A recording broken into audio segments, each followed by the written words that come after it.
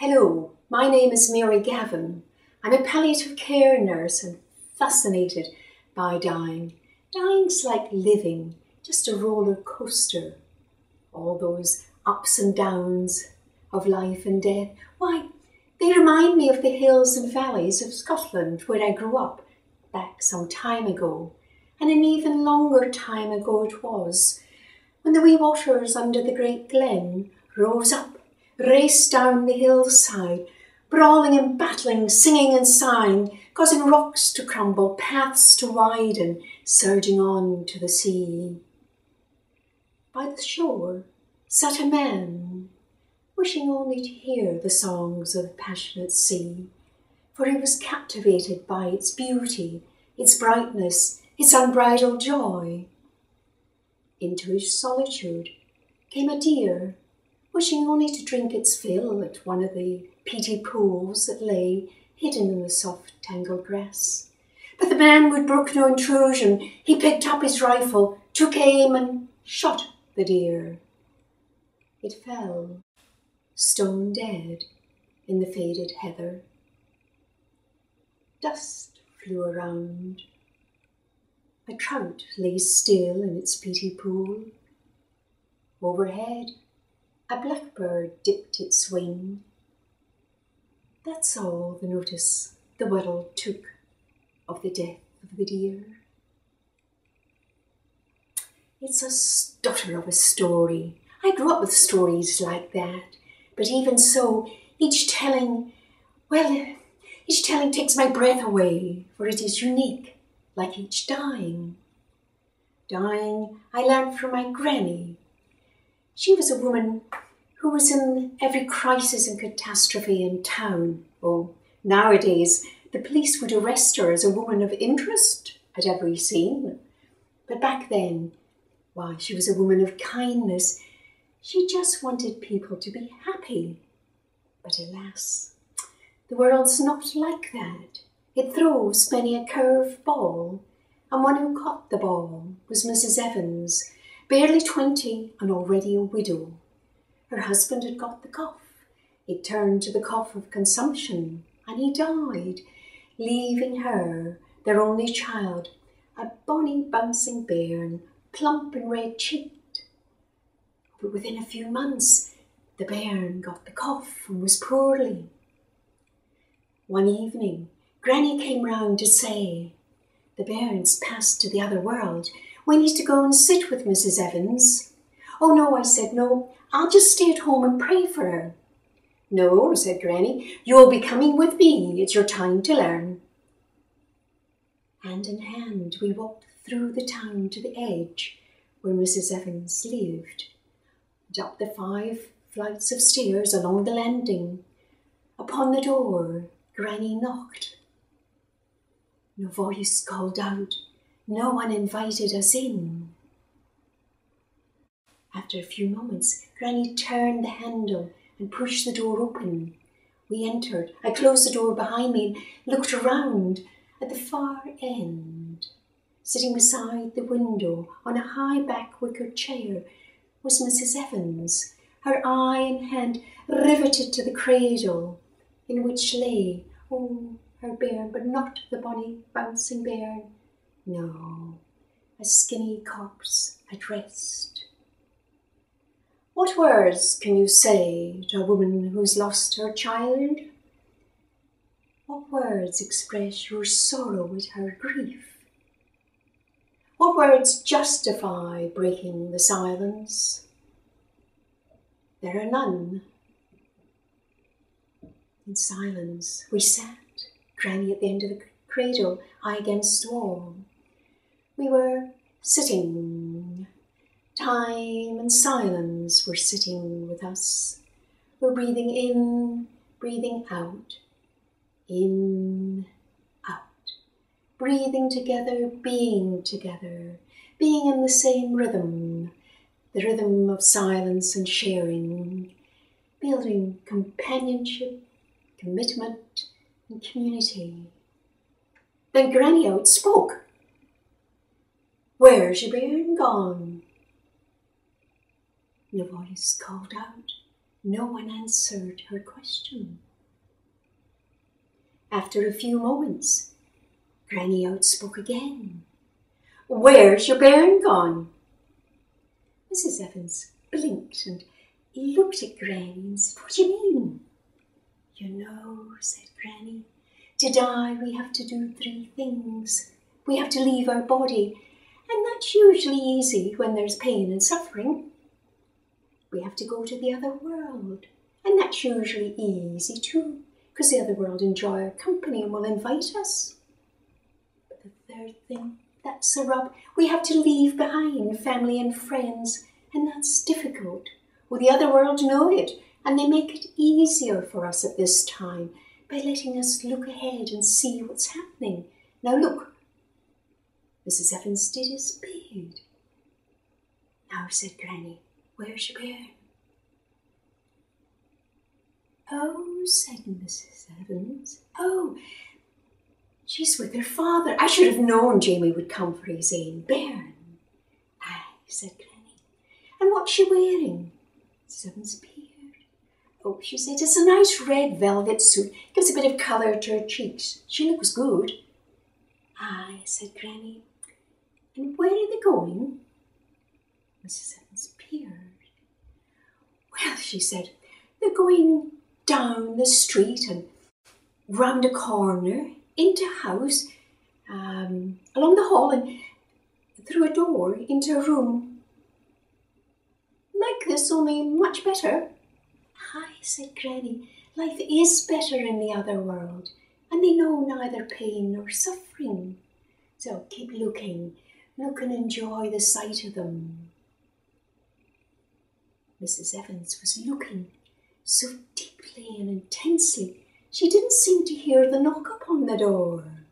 A woman in entered and sat down.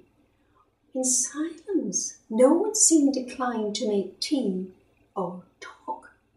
No, we were sitting.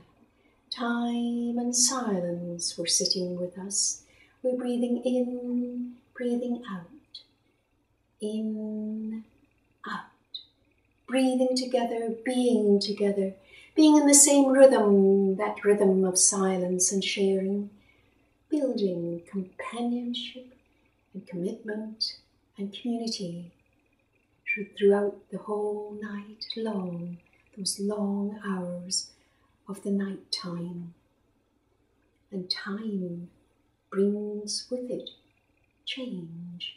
And for Mrs. Evans, that change came with the breaking of the dawn. As dawn arose, the first fingers of light flickered across her face. She gave a groan and looked down. She willed those fingers loose. She willed that hand up off the cradle, and then grabbed her chest and began crying and crying, and that set us all of crying. We're just a room of women crying together. When her sobbings began to ease, she looked up at Granny and said, help me, the grief of this parting's too hard for me." "Of course," said Granny, "we'll all help you. We'll help you shift your raw grief to a softer sorrow. We'll help you find yourself anew, and we'll help you start life afresh." "Oh yes," chipped in the other woman, "and we'll help you. Keep crying though. Crying helps. Oh, it helps by washing away not the sorrow, because that's yours for all time. No, it helps by washing away the tension. Losing a child is crazy making.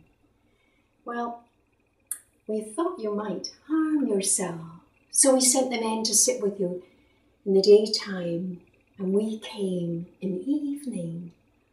Oh, I was gobsmacked. A suicide watch? That was news to me.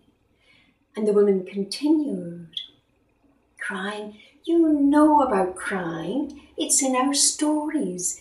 Remember the heroes who lay on the ground to cry. They cried and cried and cried for so long the grass grew tall beside them.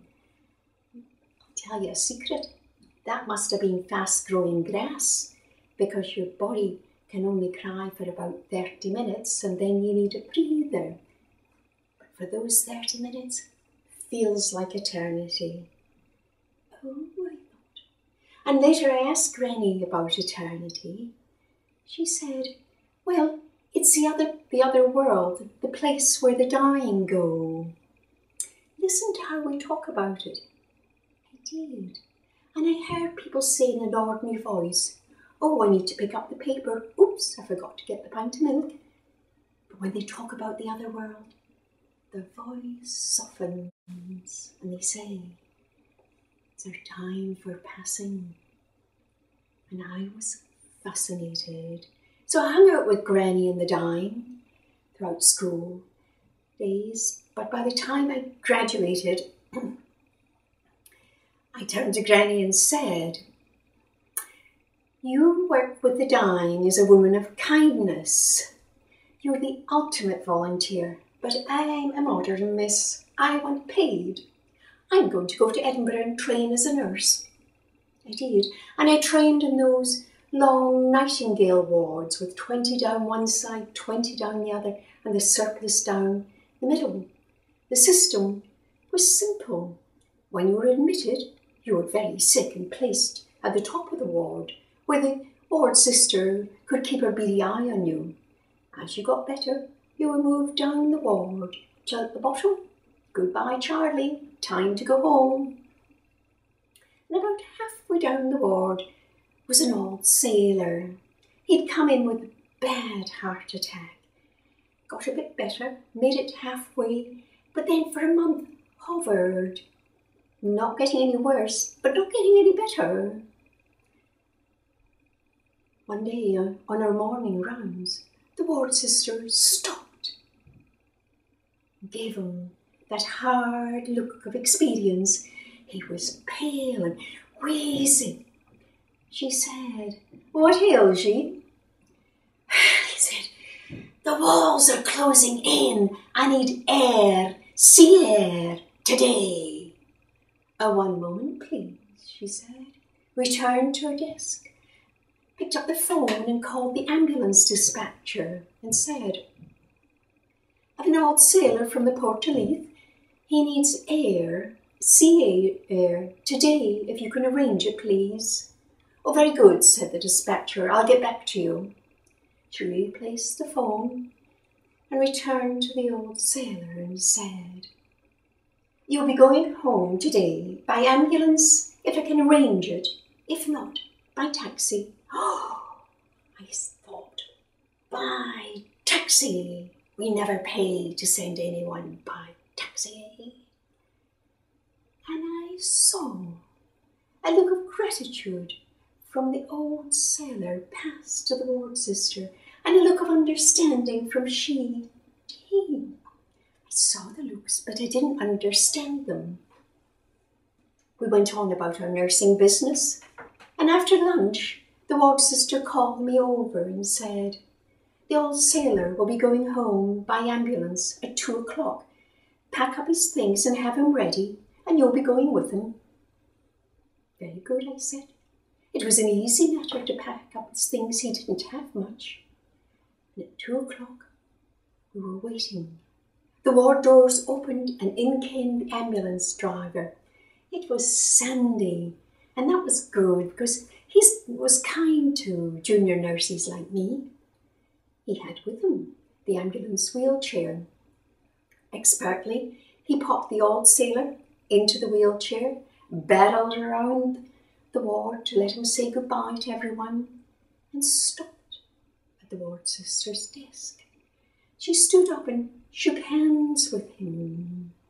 Again, that look of gratitude passed from the old sailor to the ward sister, and a look of understanding from she to he. I saw the looks, but I didn't understand them.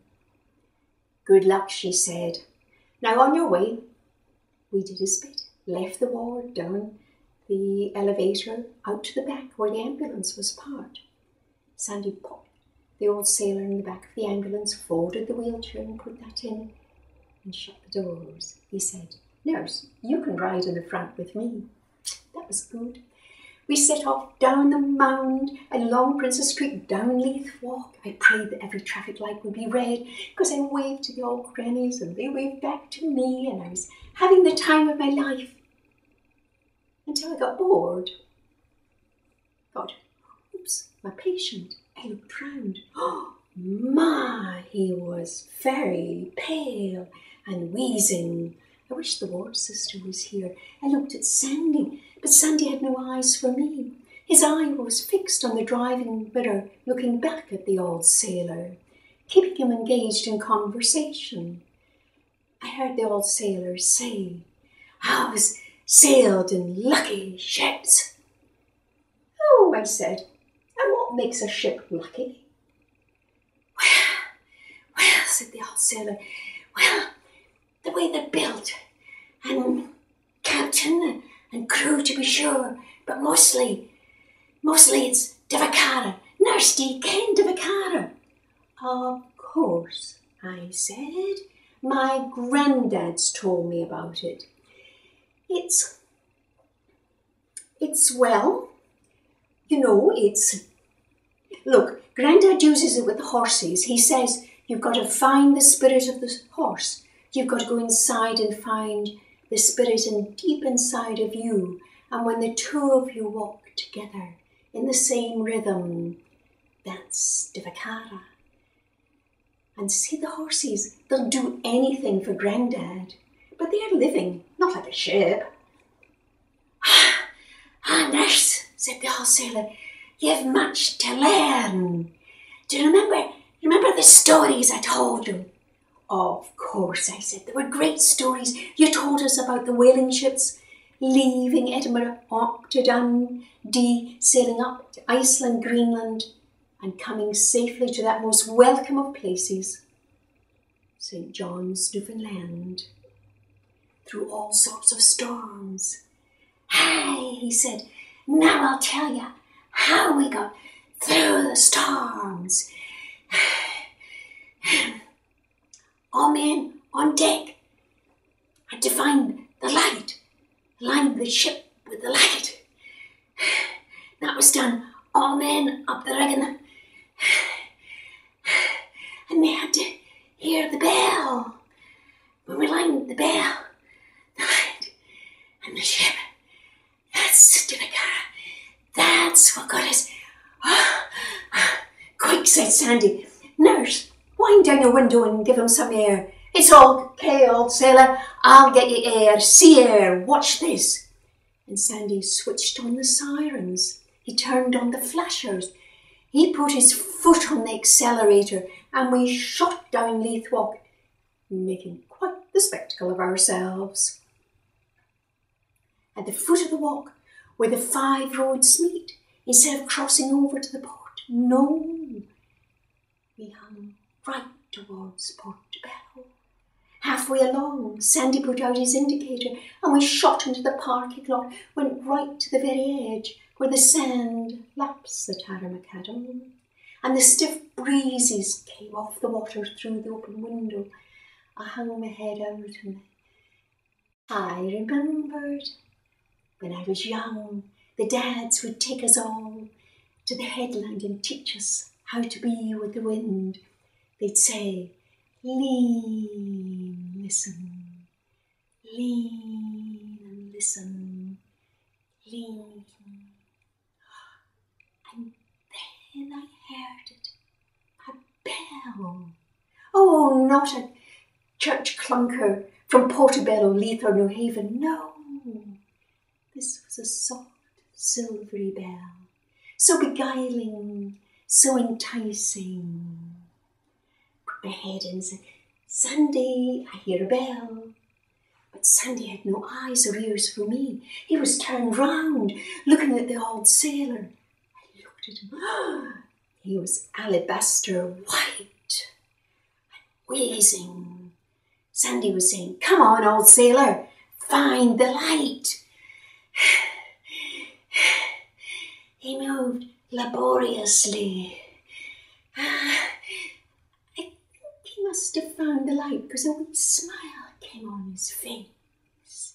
He said, The bell! Where's the bell?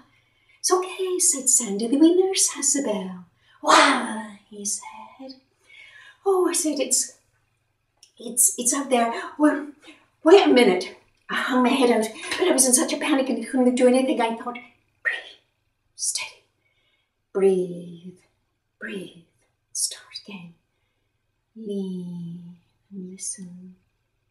Lean, listen, lean. I heard it. I heard a bell, soft, silvery bell, so beguiling, so enticing. Where are you? I asked. The answer came straight to my head. I turned around and said, Sandy, I know where the bell is. He said, don't tell me, tell him. I looked at him. Oh, he was dreadful. My, said, if we were to drive straight into the water till we're level with Portobello Power Station and then hang about 12 degrees, the bell says that's where it is. He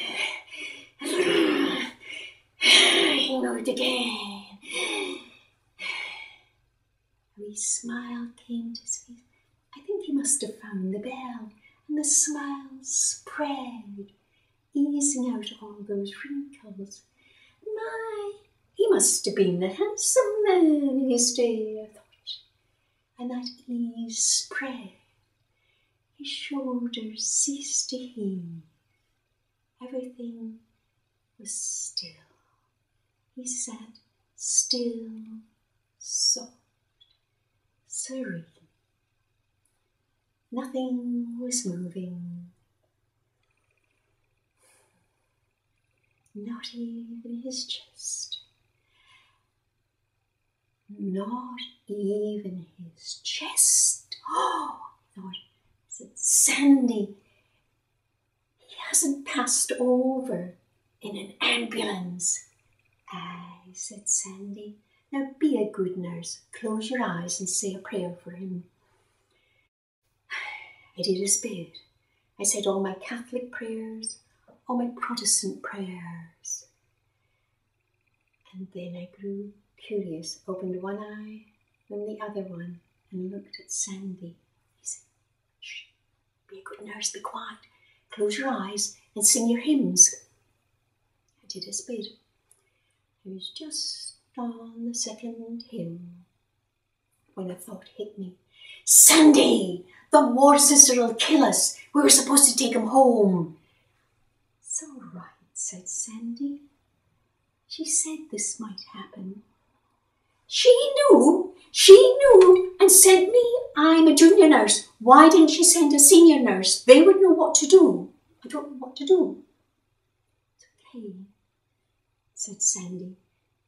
The ward sister and the old sailor talked about this. They said it was your time to learn. Oh, I said. Sandy, what am I supposed to learn? He said, you'll see. Now, what are we going to do now? He said, oh, I don't know. Nurse, he said, what are we going to do? Well, I said, let's take him home. We could get that bit right. Very good, he said, and switched on the engine. He backed out, rejoined the main road, and we drove elegantly to the foot of Leith Rock where the 5 roads meet. And he hung over into the Port of Leith, wriggled around until he came to the address of the old sailor and parked, switched off the engine, said, someone has to tell the wife. Oh, I said, I'm the nurse and I delegate you to go and tell her. Nah, said Sandy, not my job description, can't do. Besides, it's a nursing job. Oh no, Sandy, I said, I can't, I really can't. I don't know what to say, and I know her from visiting in the hospital. She's a hard one, that one, and full of her own opinions. She's a bit fierce. All right, said Sandy, I'll handle her, but you need to get her to calm down. Tell Tell her Sandy the ambulance man would like a wee word with her. Okay, I said, and got out and walked across the street. I walked up the 3 flights of stairs, one by one, came to her door. I knocked. The door opened. The wife said, "Oh, you're from the hospital. Where's my man?" I said, "Well, Sandy the ambulance driver would like a wee word with you, please. Will you come downstairs?" She gave me a hard look. She said, "It's my man. He's passed over." I nodded. Oh, and she burst into tears, ran inside, pulled the door to, but it didn't quite close. Through the half-open door, I could hear her crying, and that set me crying, and we're just 2 women crying a door apart. After about 20 minutes, I heard the kitchen tap run. Oh, I thought she's washing her face. Better smarten up. She called out, "I'm just getting my cardigan." Came out and locked the door. Took my hand. It was a wee bit hard and it hurt, but I didn't think it was a time to tell her. Hand in hand, we walked down the stairs in silence, one by one by one, to the street. I took her over to the ambulance. Sandy said, "Let the wife in first." We did as bid, and she sat there, her eyes fixed on Sandy. He said, "It's all right. Really, really it is. When you're ready, look for yourself." She kept one eye fixed on Sandy, slowly swung the other one back, then the other one. "Oh," she said, "look at that. He's lovely. Oh, that's great." And she took Sandy's hand and pumped it, saying, "Thank you, thank you, thank you so much." He said, "Don't thank me, thank the wee nurse." She turned to me and grabbed my hand and said, "Thank you, thank you." I said, "It's all right, I was just doing my job." "No," she said, "that's not your job. That's Divacara. It's time you knew." "You know what?" I asked. She said, "Me and the old sailor, we talked about you, said it was your time to learn Divacara. I see he's left it for me to tell you. Well, I will. Your job, it's a series of tasks. You do them to the best of your ability and you get paid for it. But Divacara, different. That's where you go inside of yourself. You get something very special that's just you. And you hand it over to another person. You don't know why, you just give it. Like you give a gift to a pal, you're just committed to giving it. And see, when you share that bit of you to another, that's what makes us human. That's what builds our community. Think about it. "Oh, I will," I said. "Oh, I didn't mean to. But you know, there were other things to think about and exams to sit." And I graduated. I knew what I was going to do next. I wanted life, the living, and lights. I wanted theatre, opera, drama. And I moved down to London, England. Had a grand time to myself for about 2 years. One day, Granny phoned and said, "Grandad's taken to his bed." "Oh," I said, "it's all right. I'll come back for Grandad. But after that, I'm returning here. My life's here, you know." I returned and joined those sitting. We were sitting. Time and silence were sitting with us. We're breathing in, breathing out.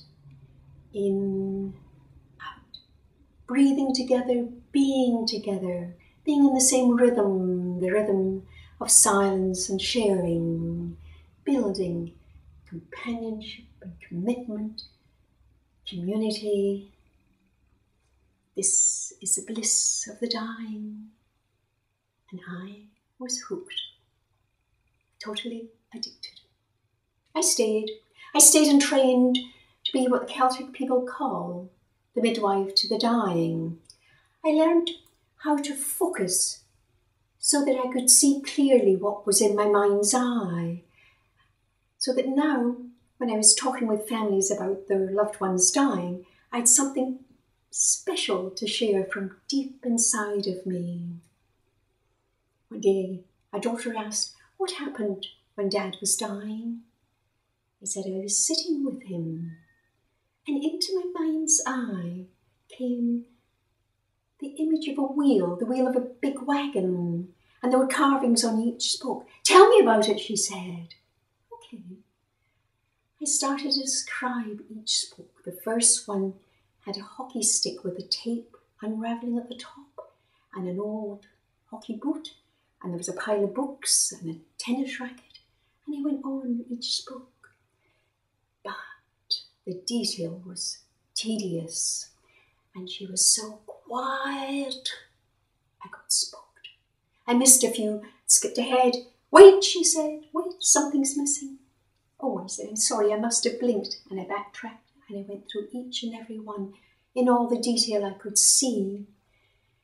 Then she said, Thank you so much. That wheel has our family history. Every summer we carved on one spoke. Dad would only let us use one spoke each summer. But when we left the farm to come into the city, we left the wheel behind. Dad took a picture of it and gave me a copy when I got married, so as I would forever know my family, he said. And that picture is on the wall above the phone. That's what I was looking at when you were describing it. I'm so pleased that his last hours were spent thinking of the family and the happy times we had together. Me too. I was pleased to hear the story. Oh, it's fine to have images in my mind's eye, but I like the story because that makes sense of them all. And now I had everything. I had the bliss of the dying, I had the stories behind the images in my mind's eye, and I was working in my culture. But after a couple of years, I wanted more. I wanted to travel. And in time, that brought me to Canada. And I wondered who would be my first person to work with, because the first one is so very, very special. It was Molly, an 80-year-old. She had come to Canada when she was 15, married at 16, and had 4 children by the time she was 20. A quiet woman, the family said, stay-at-home mum, and looked after them very well. And they were the ones that taught her English. They'd been very proud of the way she looked after them all. And if it was about 7 years ago when Father was dying, it was Molly who looked after him, they said. And then I asked, well, they said, she suddenly stayed at home after that. She wouldn't go out unless we took her out. So Betty here came every day, and they've grown quite close. And then I asked, well, she had a stroke. The doctor said it was a massive bleed into the brain, only a matter of time, short time. So we brought her home and got the nurses. I was her night nurse, and Molly was a sundowner. As the sun went down, Molly got restless and stayed that way until the sun came up. What made her more awkward to handle, she was a very large lady, and of course from the stroke at one side, paralysed. She was often restless, and one night she said, "Maria, I will teach you how to make 3-bean soup, and then you will have a good husband." "Oh," I said, "matchmaking through 3-bean soup? Well, that's different. But if it helps you settle, sure, go ahead, Molly, I'll listen." I listened, not to the recipe. I listened to her passion. She was totally committed to making that soup, and totally glazed over in her eyes. It meant something very special to her. It was coming from inside of her. At the end she said, "That'll be our secret between the two of us." "Fine," I said. She shared other secrets. Like she was a bit of an insomniac, and she had visitors through the night and gave them coffee and cake. Fine, I said, Molly, it's okay. They can come and I'll give them coffee and cake and ask the day nurse to keep up the supplies. One night she was so very restless. I said, Molly, I'm going to put you on your side. I'll crawl onto the bed behind you and straighten the sheet. It's badly wrinkled. And I'll rub your back. Then you'll be able to settle. I was just right in there, tucked under her back, when suddenly she had a stroke and that whole side cascaded over me. Oh, I thought, got to find air, and I pushed till I got an air pocket. Now what, I thought, what's going to happen now? I heard Molly snort and snuffle. Oh, good, I thought, just coming out of her stroke. Of course, I couldn't shout. And I pushed and pummeled, even pinched her skin. But it was her affected side, so she had no feeling. Damn, I thought, what am I going to do? Surely I'm not going to die here under a mound of flesh. And I started to panic. I thought, breathe, stop it, breathe, breathe. To my mind's eye came the image of a white sheep. Oh, I thought, that reminds me of a shepherd I grew up with. Oh, he was a nice man. Surely he's going to come and help me out of this pickle. Just then there was a knock on the door. It opened and the voice said, "It's Frank." Damn, I thought, he's half blind and mostly deaf. He's no good to me. Shepherd, are you a trickster or something? And I began to panic. What am I going to do? But I thought, breathe, settle down, breathe, breathe, breathe. But in my mind's eye, it was still the image of the white sheep. That shepherd used to tell me the story about the white sheep. How did it go? Oh yeah, there were two clans at Loggerhead.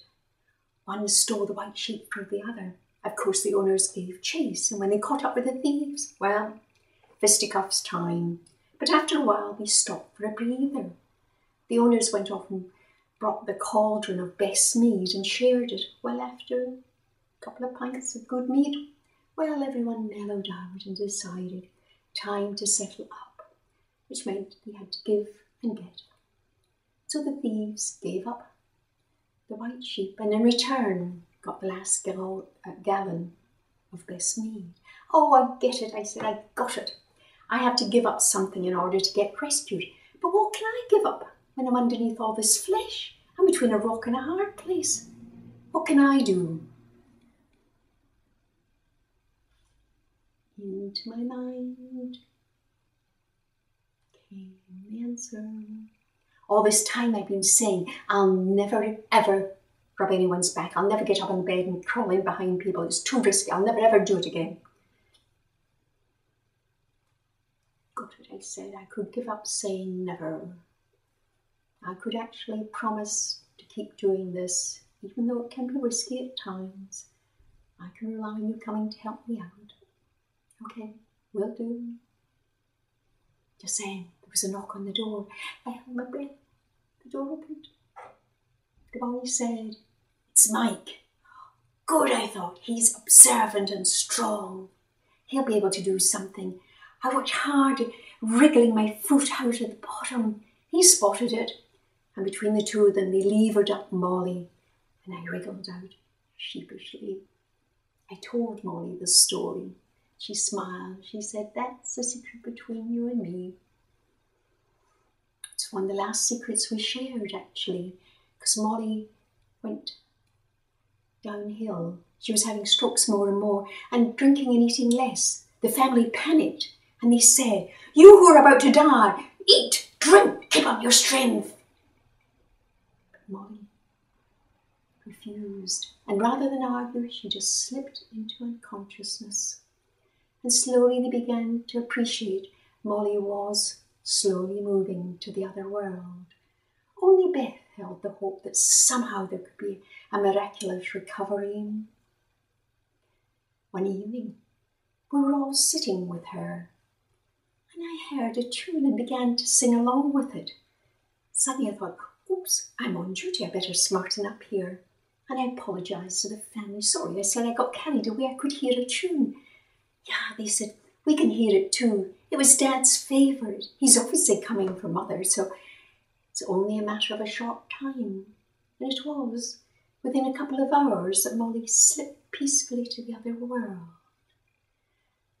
I waited 20 minutes because sometimes the settling of gases makes it seem as if the body is breathing again.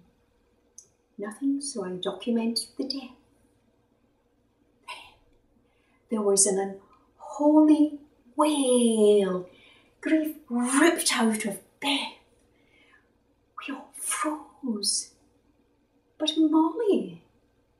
Molly stirred. Molly, who hadn't moved in days, opened her eyes. She fixed on Beth and said, "Stop that. This is my life and I'm going to join Dad. You get your own life." Beth said, No, you've got to stay here. You belong with us. I'll find you a cure. Don't worry, I'll think of something. And that started the family fighting, as only families can squabble. But after a couple of hours, peace reigned, and everyone, including Beth, was ready to let Molly go on her journey. Molly closed her eyes and slipped peacefully to the other world.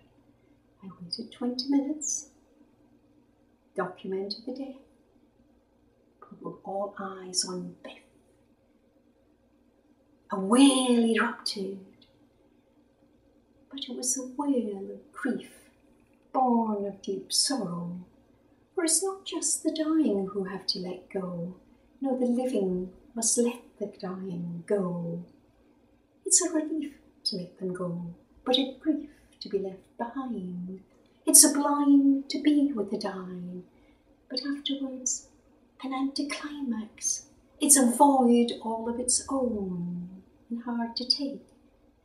For myself, I have the advantage that I move on to another family and start again, start nursing another one. After about 5 years, I left that province and moved to another one, and I thought, who's going to be my first one in this province, that very special first? It was Jean. Jean was 75, retired office manager, but kept her bossy ways.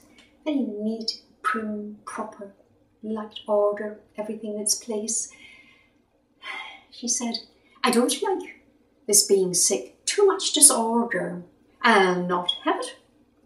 What she had were blocked bowels. She was desperately ill and finally agreed to go for surgery. The doctor admitted her immediately to ICU and she said, I'll only go if you write the order to have Mary come with me. He did. By law, I have to obey that order, but nurses are specialised and ICU is not my turf. In ICU, the nurses had attached Jean to the monitors. I started to give my report. The ICU nurse looked me up and down disdainfully, like something the cat had sicked up. I plodded on. But the monitors began to bleep ominously. The ICU nurse said, Oh, I'll give her some sedation. That's our practice. I said, Oh, I know her well. I'll sit with her and calm her down. That's my practice. And we went at loggerheads.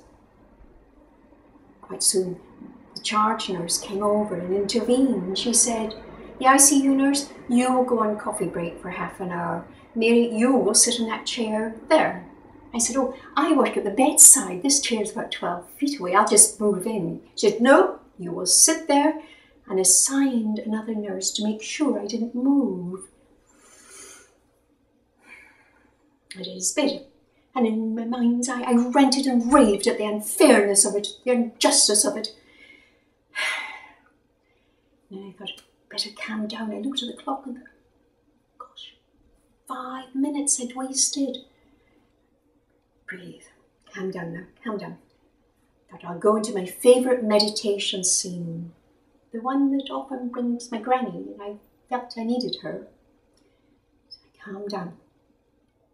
I was in a field, sitting with my back against a tree in front of the stream. I was going calm, calm. Then into my scene came the smell of beans. I hate beans. In my mind's eye, I stood up and walked around the tree to see who's cooking beans in my scene. Oh, and there was Molly stirring a cauldron of beans, saying, Maria, I will teach you how to make 3-bean soup, and then you will have a good husband. Oh, Molly, I said, go ahead. I'll listen. Listen not to the recipe. I listened to her passion and her commitment to making that soup that was so very special from deep inside of her. I was enchanted.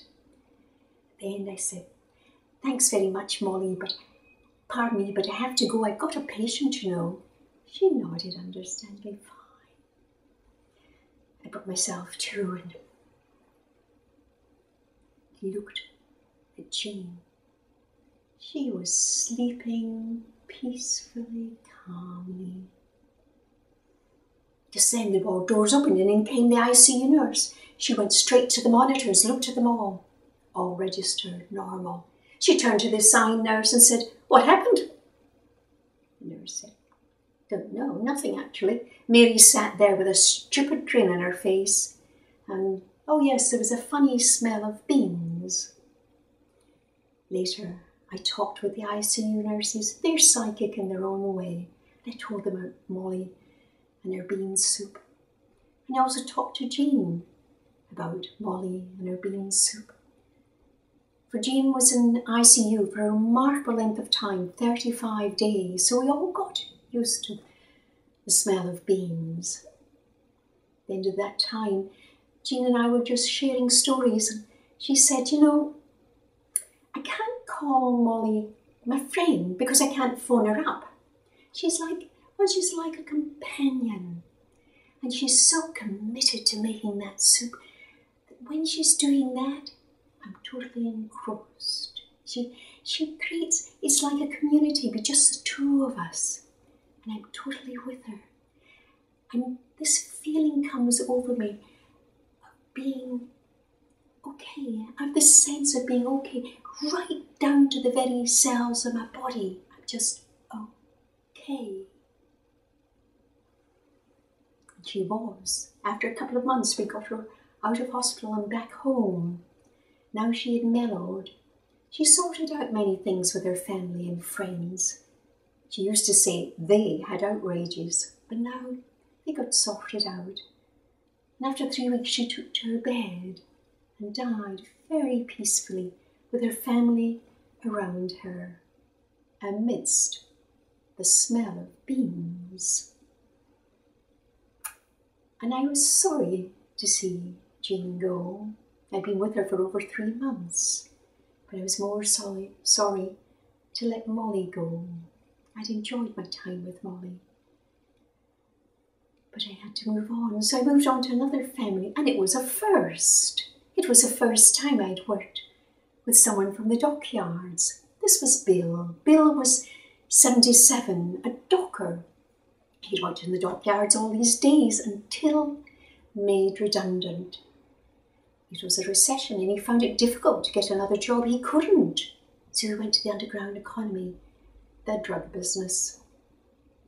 But by this time, his daughter was already a drug addict.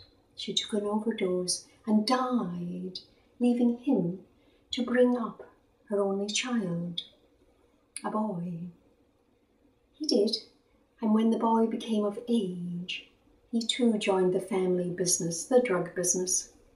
For this, they had a guard dog, not any type of dog, no.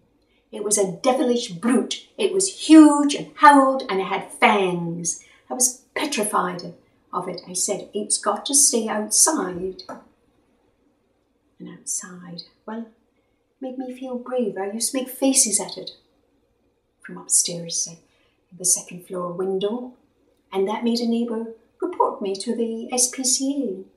Oh, they were very understanding, very encouraging, but I stayed scared of the dog.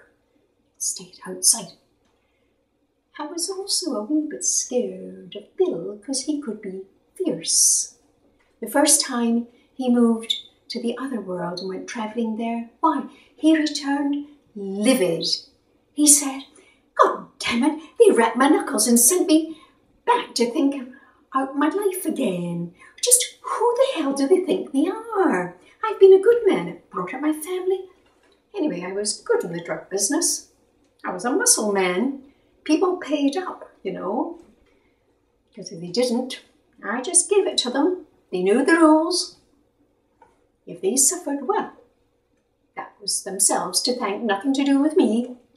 Oh, I said, "I can believe you. You still have a powerful grip and a bit of a bad temper. You know, when you blow, the only thing that'll calm you down is when you sit with your dog."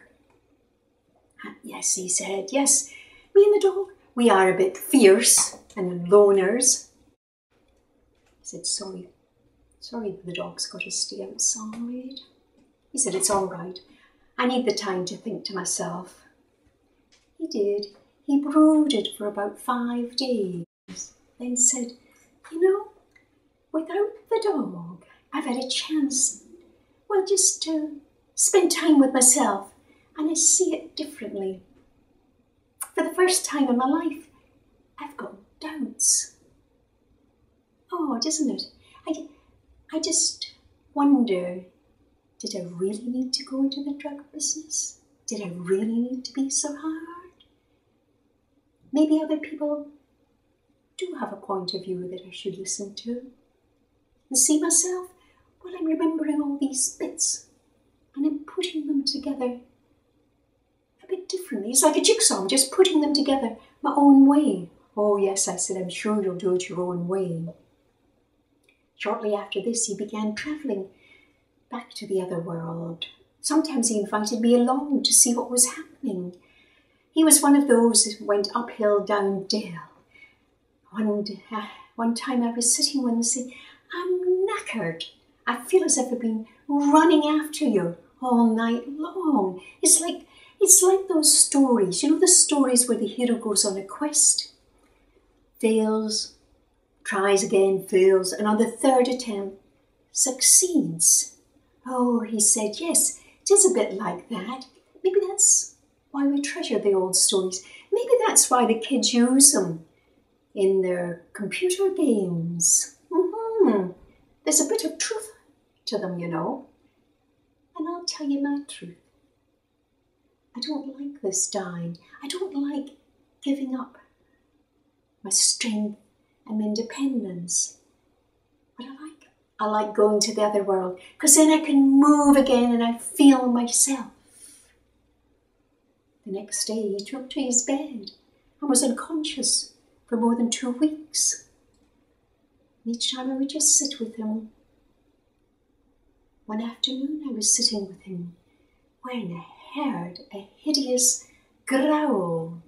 I followed the noise. It was coming from the kitchen, and I saw the impossible. I saw that huge brute squish itself down flat. I saw it squeeze under the minuscule space between the screen door and the kitchen floor. It skittered across the linoleum, ran to the bedroom where Bill lay comatose. He hadn't moved. The dog leapt into the air. But I saw Bill open his arms and receive his dog. He kissed and cuddled and cooed with him. I left them be. I was not about to intervene. I went back to the phone and called the grandson and said, "Bill seems the same, but animals are psychic. I think you might want to come home." By the time he came home, Bill had died. Bill had slipped so peacefully and instantly to the other world. The grandson was furious. "Why didn't you wait for me? He knew I wanted to be with him. It would have made a big difference to me." When he came down, he said, "What do you know? Look at that. He's had the dying he wanted. He wanted to die in the arms of his dog, but we thought with you being so scared of it, could never happen. But look, he's organised it his own way. Sure, I said, in all these years of working with the dying, I've never seen two people die the same way.